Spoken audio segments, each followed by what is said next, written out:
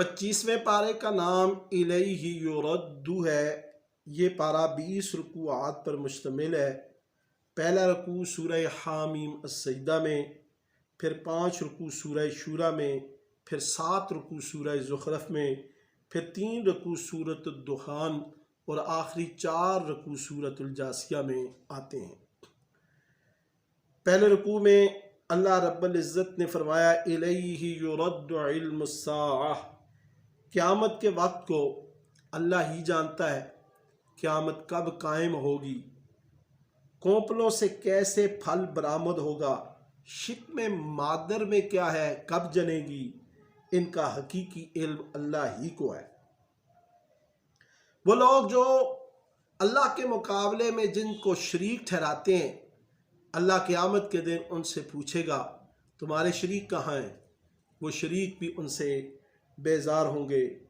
फिर अल्लाह ने फरमाया इंसान खैर तलब करते हुए नहीं थकता, ज़रा सी उसे तकलीफ़ और मुसीबत आए तो वो मायूस हो जाता है, और जब उसे तकलीफ़ और मायूसी आए तो तकलीफ़ और मुसीबत आए तो लंबी लंबी दुआओं में लग जाता है, लेकिन आराम और राहत में हमारे शुक्र करने के तकाज़ों को पूरे नहीं करता।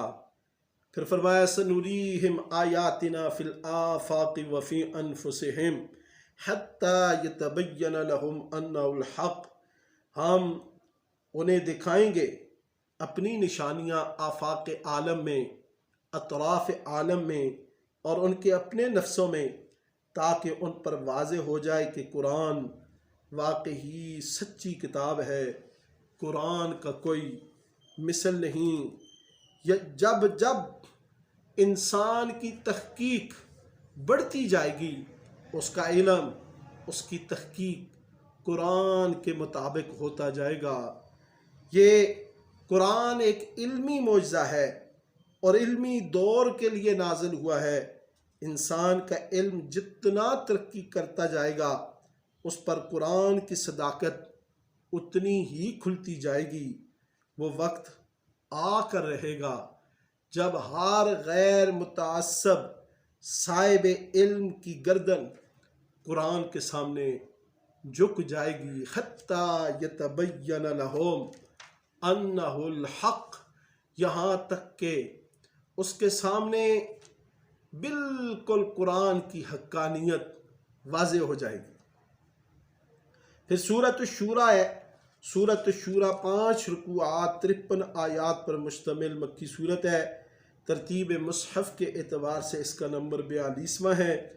इसमें पहले रुकू में अल्लाह रब्बुल इज़्ज़त ने कुरान की आलमगीरियत का ज़िक्र किया।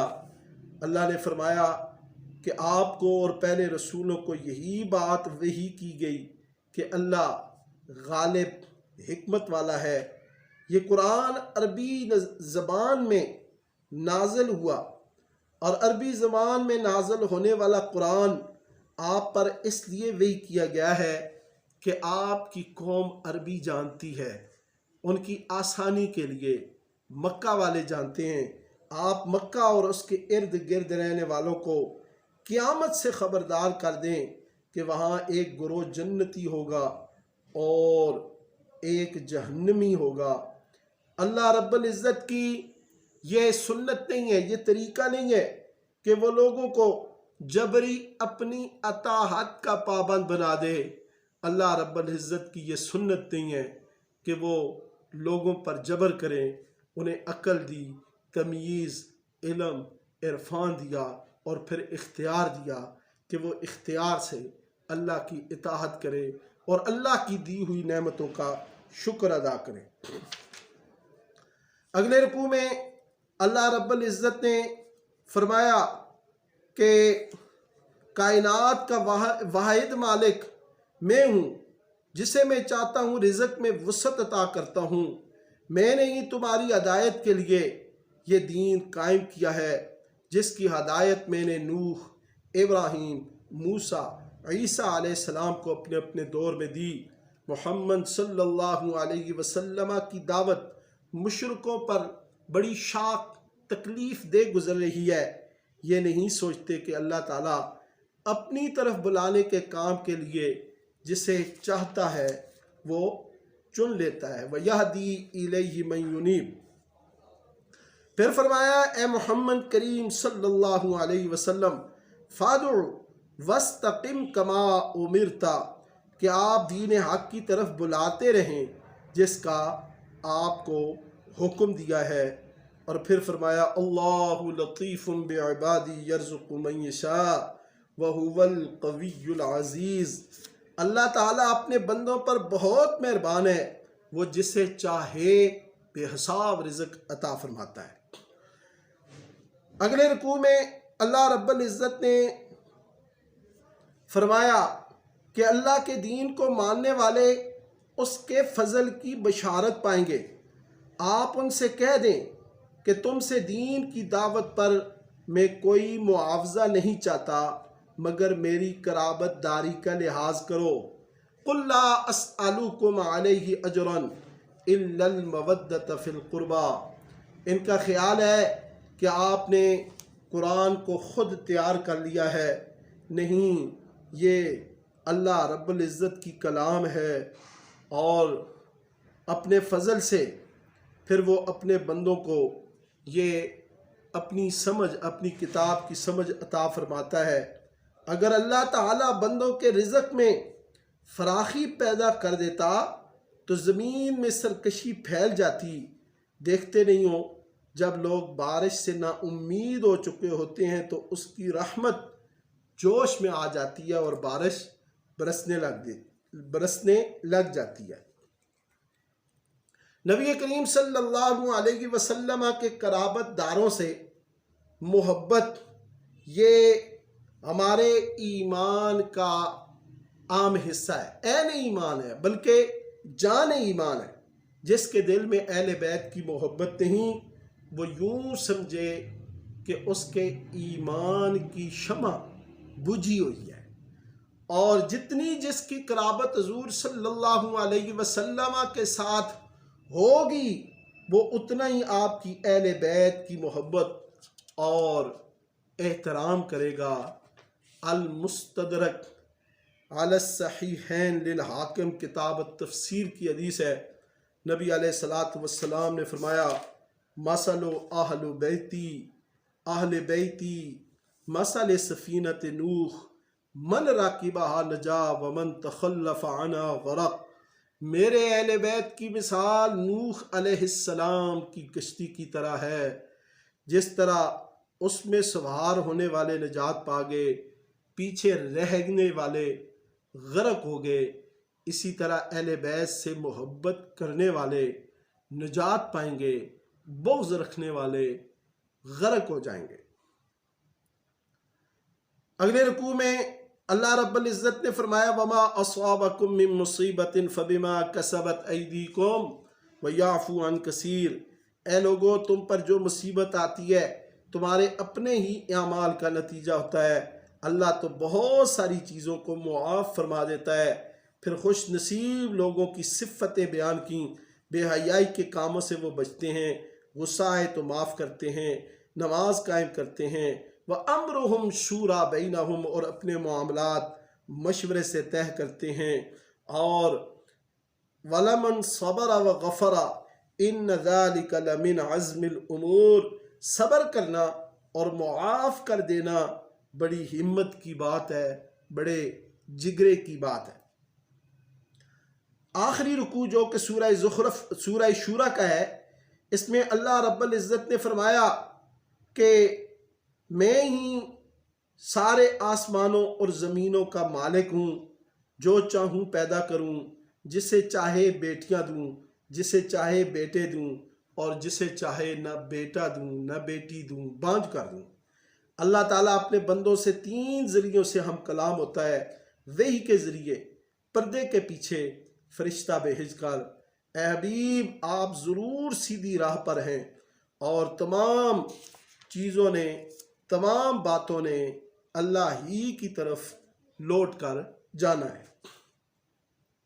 سورۃ الزخرف یہ 7 رکوعات 89 آیات پر مشتمل مکی صورت ہے۔ ترتیب مصحف کے اعتبار سے اس کا نمبر 43واں ہے۔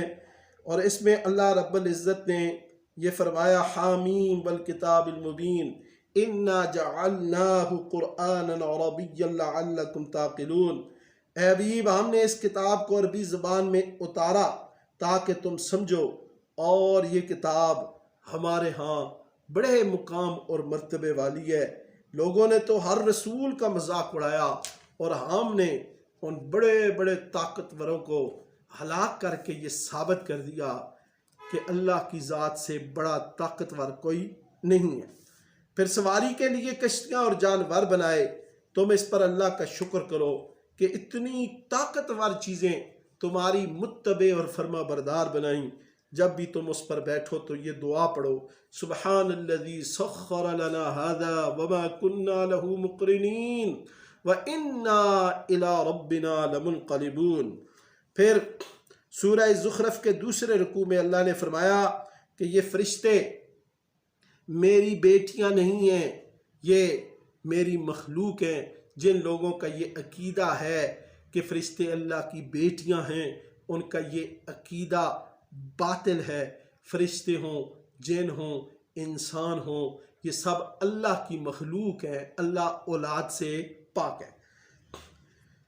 تیسرے رکوع میں اللہ رب العزت نے حضرت ابراہیم خلیل اللہ کا ذکر کیا، اور پھر کفار و مشرکین یہ کہتے وَقَالُوا لَوْلَا نُزِّلَ هَذَا الْقُرْآنُ عَلَى رَجُلٍ مِّنَ الْقَرْيَتَيْنِ عَظِيمٍ، مکہ والے یہ کہتے کہ قرآن مکہ اور طائف کے کسی رئیس پر کیوں نہیں اترا، کیونکہ وہ ہر چیز کی کامیابی کا معیار دنیاوی جاؤ جلال کو مراد لیتے تھے کہ جو بڑا امیر ہو، جس کے بڑے باغات ہوں، جائیداد ہو، مال ہو۔ لیکن اللہ رب العزت نے ان کی سوچ کو رد کر دیا۔ اللہ نے فرمایا کہ انہیں بتا دیں اللہ کی رحمت ان کے ہاتھ میں نہیں، ہم رزق تمہاری مرضی سے نہیں بانٹتے، تو کیا نبوت جو عظیم ترین منصب ہے وہ تمہاری مرضی سے تقسیم کریں گے؟ اللہ خوب جانتا ہے کہ اس نے اپنی رسالت کا نور کس کو عطا کرنا ہے۔ پھر اللہ رب العزت نے فرمایا کہ اگر اس چیز کا خطرہ نہ ہوتا کہ لوگ سب کے سب ایک ہی طریقہ اختیار کر لیں گے تو ہم کافروں کے گھروں کو سونے چاندی سے مزین کر دیتے، ڈیکوریٹ کر دیتے۔ یاد رکھو دولت دنیا عارضی ہے، آخرت ہمیشہ کا گھر ہے، اور وہ اچھا اللہ سے ڈرنے والوں کا ہے۔ پھر اللہ رب العزت نے فرمایا ذکر الہی سے منہ موڑنے والوں پر شیطان مسلط ہو جاتا ہے، اور وہ شیطان ان کو گمراہ کر دیتا ہے، انہیں برے عمل اچھے لگتے ہیں۔ پھر فرمایا اے حبیب آپ یقیناً سیدھی راہ پر ہیں، یہ کتاب آپ کے لیے اور آپ کی قوم کے لیے بہت بڑا شرف ہے۔ اس کتاب کا پیغام کوئی نرالا، کوئی نیا نہیں ہے، پہلے بھی نبیوں اور رسولوں کو یہی پیغام دیا گیا، انہوں نے میری توحید عام کی، میری ہی عبادت کا حکم دیا، اور میں نے بتایا کہ رسولوں کی اتباع کرو، اور کبھی بھی میں نے اپنے علاوہ کسی اور کی عبادت کا حکم نہیں دیا۔ اگلے رکوع میں اللہ رب العزت نے حضرت موسیٰ علیہ السلام اور ان کا مقابل فرعون کا ذکر کیا۔ فرعون نے اپنی قوم سے کہا تم لوگ میرا اور موسیٰ کا تقابل کرو، دیکھو میں مصر کا حکمران ہوں، حور و قصور کا مالک ہوں، باغات اور نہروں کا نظام میرے حکم سے چلتا ہے، جبکہ موسیٰ علیہ السلام غریب، وسائل سے ہاتھ خالی، بات کرنے کے سلیقے سے وہ کمزور۔ اگر یہ نبی ہوتے تو ان پر سونے اور چاندی کے زیورات کی بارش ہوتی، فرشتے ان کے آگے پیچھے جلوس کی شکل میں چلتے۔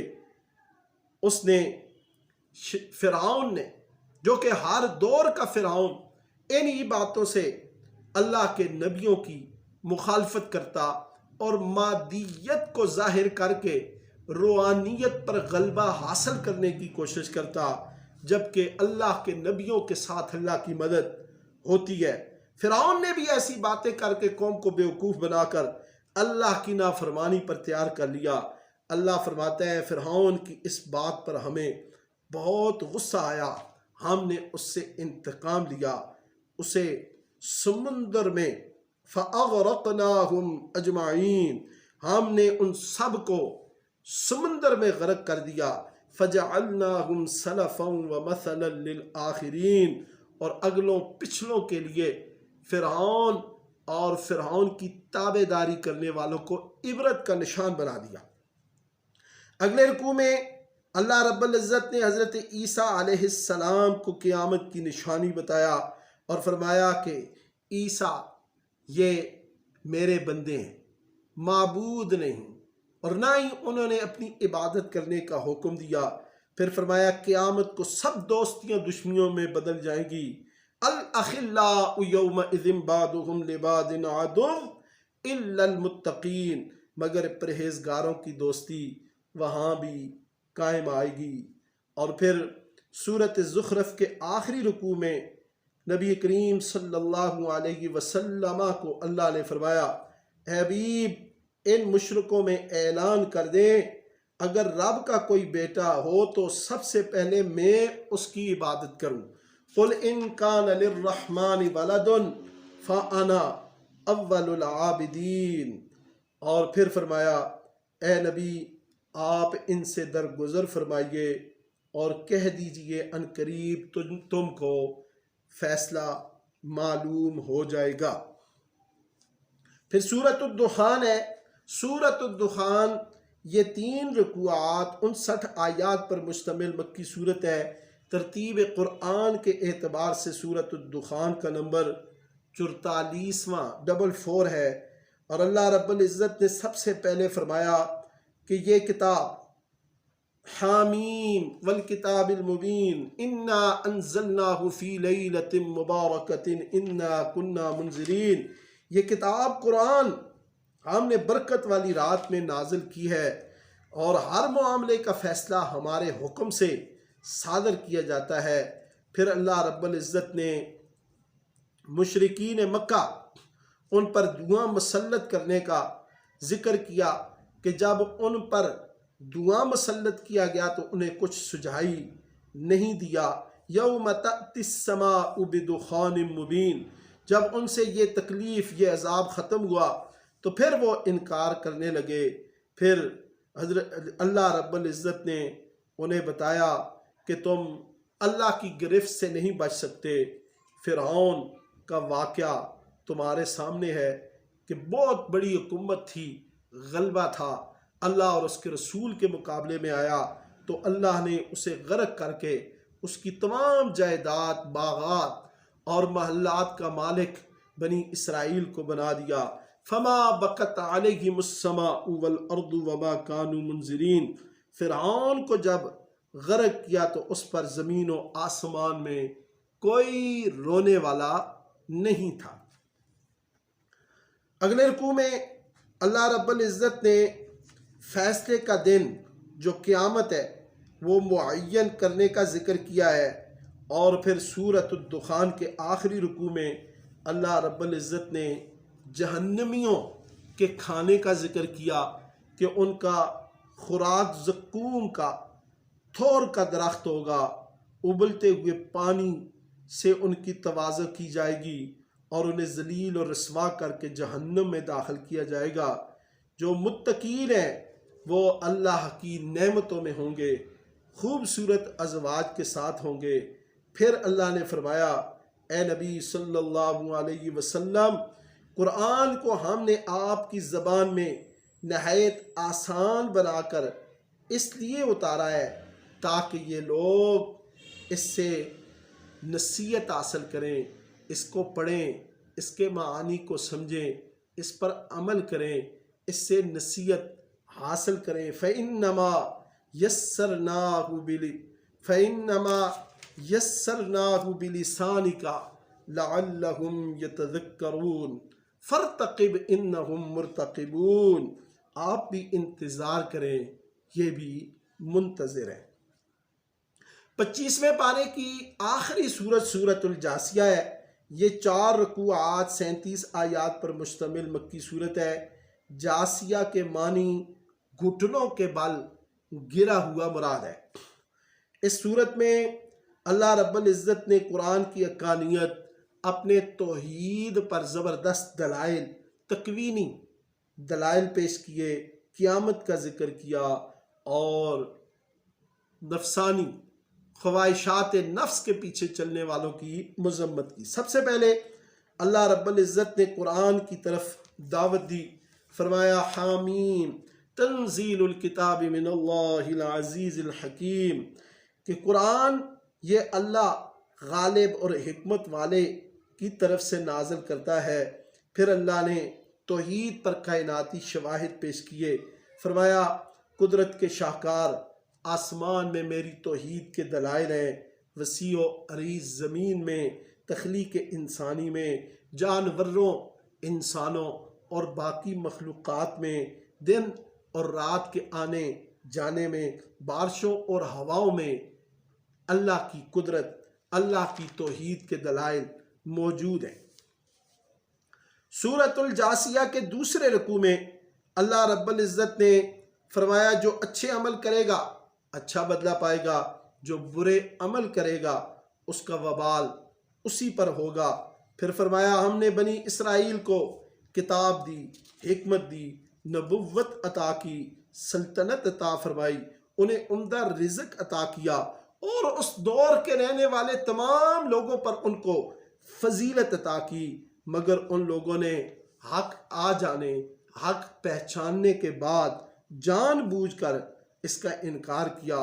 ان کا فیصلہ قیامت کو تو ہو گئی، پھر ہم نے اے حبیب آپ کو شریعت دے کر بھیجا، آپ شریعت کا اتباع کریں، ان خواہشات کے پجاریوں کی، ان خواہشات کے بندوں کی ہرگز کوئی بات نہ مانے، نہ ان کا ساتھ دیں، وہ آپ کے کچھ بھی کام نہیں آ سکتے، وہ تو اتباع نفس کر رہے ہیں۔ یہ قرآن لوگوں کے لیے حقائق اور ہدایت کا مجموعہ ہے، یقین کرنے والوں کے لیے رحمت ہے۔ کبھی ایسا نہ ہوگا اے میرے حبیب آپ دنیا والوں کو بتا دیں، ام حسب الذین اجترحوا السیئات ان نجعلہم کالذین آمنوا وعملوا الصالحات سواء محیاہم ومماتہم ساء ما یحکمون۔ کبھی ایسا نہ ہوگا کہ ہم بروں اور اچھوں کی زندگی اور موت ایک جیسی کر دیں گے، کبھی ایسا نہیں ہوگا۔ پھر اللہ رب العزت نے خواہشات کی پیروی کا انجام اس کا ذکر کیا کہ گمراہی کی جڑ جو ہے وہ خواہشات نفسانی ہے، کہ جو لوگ اپنے نفس کی خواہشات کو، اپنے دل کی مراد کو، اپنی سہولت کو معبود کا درجہ دے کر زندگی گزارتے ہیں، وہ ایسی لا علاج بیماری میں مبتلا ہیں جو انسان کو گمراہی کی اتھاہ گہرائیوں میں دھکیل دیتی ہے، اور پھر یہ خواہشات نفس کے پیچھے چل کر اندھا اور بہرا ہو کر اس کے پیچھے لگ جاتا ہے اور دنیا کی زندگی کو اصل سمجھ کر آخرت سے غافل ہو جاتا ہے، اور یہ بالکل غلط اور باطل عمل کرتا ہے جس کا اسے نقصان کے علاوہ کچھ بھی حاصل نہیں ہوتا۔ سورۃ الجاسیہ کے آخری رکوع اور 25ویں پاری کے آخری رکوع میں اللہ رب العزت نے فرمایا وَلِلَّهِ مُلْكُ السَّمَاوَاتِ وَالْأَرْضِ، اللہ ہی کے لیے آسمانوں اور زمینوں کی بادشاہی ہے۔ اس دن جب قیامت قائم ہوگی لوگ گھٹنوں کے بل گرے پڑے ہوں گے، 2 جماعتیں بنیں گی، ایک اعمال صالحہ والی اور ایک جہنمیوں کی۔ یہ جہنمی جو لوگ ہیں یہ مجرمانہ حرکات کی بنا پر کسی قسم کی کوئی حیثیت کے مالک نہیں ہوں گے، ذلیل اور رسوا کر کے اللہ انہیں جہنم کا ایندھن بنائیں گے۔ پھر اللہ نے فرمایا فَلِلَّهِ الْحَمْدُ رب السماوات و رب الارض رب العالمین وَلَهُ الْكِبْرِيَاءُ فِي السَّمَاوَاتِ وَالْأَرْضِ وَهُوَ الْعَزِيزُ الْحَكِيمُ۔ تمام تعریفیں آسمان اور زمین اور ساری کائنات کے رب کے لیے ہیں، اور آسمان اور زمین کی بڑھائی بھی اسی زبردست اور حکمتوں والے اللہ کے لیے ہے۔